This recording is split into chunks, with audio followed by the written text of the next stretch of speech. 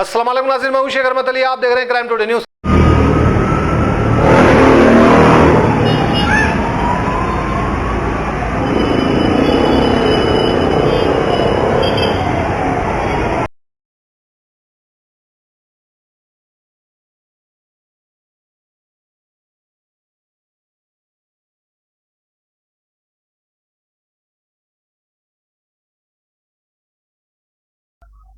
कि कल शाम को 5:30 बजे हमें एक खबर मिली कि एक 6 साल की छोटी बच्ची का अपहरण हो गया है। तुरंत ही हमने 6 टीमें बनाई और टीम्स को स्पॉट पे भेजा कि उन्होंने टीम्स ने सीसीटीवी फुटेज को चेक किया, आइडेंटिफाई किया। फुटेज के आधार पे जो हमें जानकारी मिली उसमें एक व्यक्ति जिसका नाम मोहम्मद बिलाल है वो आया। बच्ची घर के बाहर खेल रही थी। बच्ची को वहां से बहला के फुसला के कि आपको साइकिल देंगे और आपकी साइकिल आपके फादर ने ला के रखी है। वो बच्ची को वहां से ले गया। वहां से बच्ची को एक ऑटो में अफजलगंज जो बस स्टेशन ले गया। वहां से 532 बस नंबर फलकनुमा डिपो, वहां से जेपी दरगाह गया।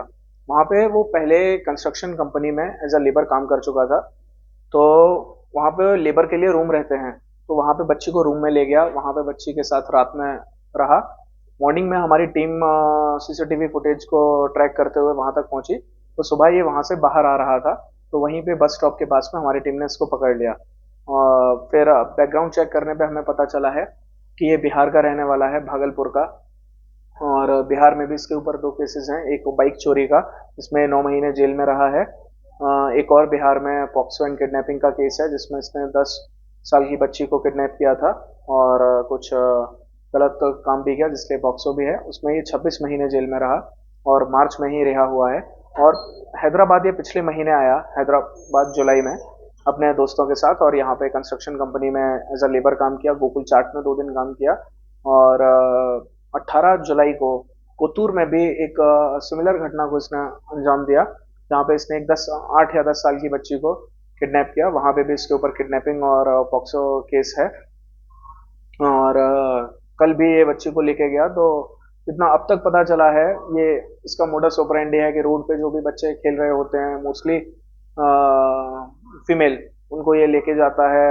और अब तक क्योंकि कल भी जब लेके गया तो पैसे का डिमांड, 12 घंटे हो चुके थे जब हमने पकड़ा, तो फैमिली को कोई फ़ोन कॉल नहीं किया। तो इसके पास कोई सेल फोन नहीं है। बोल रहा था कि मॉर्निंग में फ़ोन कॉल करते, बट कोई फ़ोन कॉल नहीं किया था। और तो हमें ये शक भी है कि शायद इसका मोडस ऑपरेंडी वही है कि बच्चे को सेक्सुअली असॉल्ट करना। बट बच्चे से हमने बात किया, बच्चे का स्टेटमेंट लिया, भरोसा स्टेटमेंट के लिए भेजा मेडिकल रिपोर्ट। तो बच्ची के साथ कुछ भी गलत हुआ है इस घटना में, ये हम मेडिकल रिपोर्ट और बच्चे के स्टेटमेंट के बाद ही बता पाएंगे।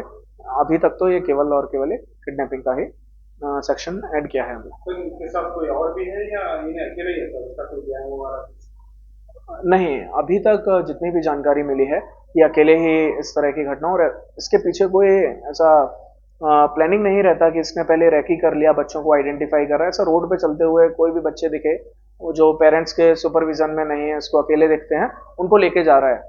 पुरानी केसेस में भी इसके साथ में कोई अकॉम्प्लिस या पार्टनर नहीं रहा है, अकेले ही ये काम कर रहा है। तो यहाँ पर कितने साल से रह रहा था ये? हैदराबाद ये पिछले महीने आया, जुलाई में। ये किससे एसोसिएट से सर यहाँ पर इसके कोई और? इसके साथ में इसके 2 दोस्त थे, जो इसको बताया कि यहाँ पे एक कंपनी है जो जिसमें एज अ लेबर आप काम कर सकते हो। तो इसने वहाँ पे भी 4-5 दिन काम किया। फिर इसका एक दोस्त जो है वो वापस बिहार चला गया। एक दोस्त अभी भी काम कर रहा है, तो वो लेबर का ही काम कर रहे हैं, बट ये इस तरह की हरकतें भी कर रहे हैं। So as of now we have come to, हाँ, अभी तक हमें 3 केसेस के बारे में पता चला है। हाँ, पॉक्सो 3 केसेस, एक हमारा इंसिडेंट हो गया which is only kidnapping till now. Then Kothur का एक केस जो पॉक्सो केस है, एक बिहार का केस। तीनों ही केसेस में इसने ना ही बच्चों को चाइल्ड लेबर के लिए सेल किया, ना ही किसी ट्रैफिकिंग रैकेट को हैंड ओवर किया। तीनों केसेस में इसने बच्चों को उठाया। हमारे केसेस में अब तक ओनली किडनैपिंग का ही हमारे पास एविडेंस है, बट बाकी 2 केसेस में इसने बच्चों को सेक्सुअली असॉल्ट किया और फिर बच्चे रिकवर हो गए। तो फर्दर बच्चों को बेचा या कुछ और मोटिव, वो दोनों केसेस में सामने नहीं आया। तो क्योंकि कल शाम को इंसिडेंट हुआ, मॉर्निंग में पकड़ लिया, उसने कोई फोन कॉल नहीं किया। बिहार के केस के बारे में हमारे को कंप्लीट जानकारी नहीं है। कोतूर में भी फैमिली को कोई कॉल नहीं किया।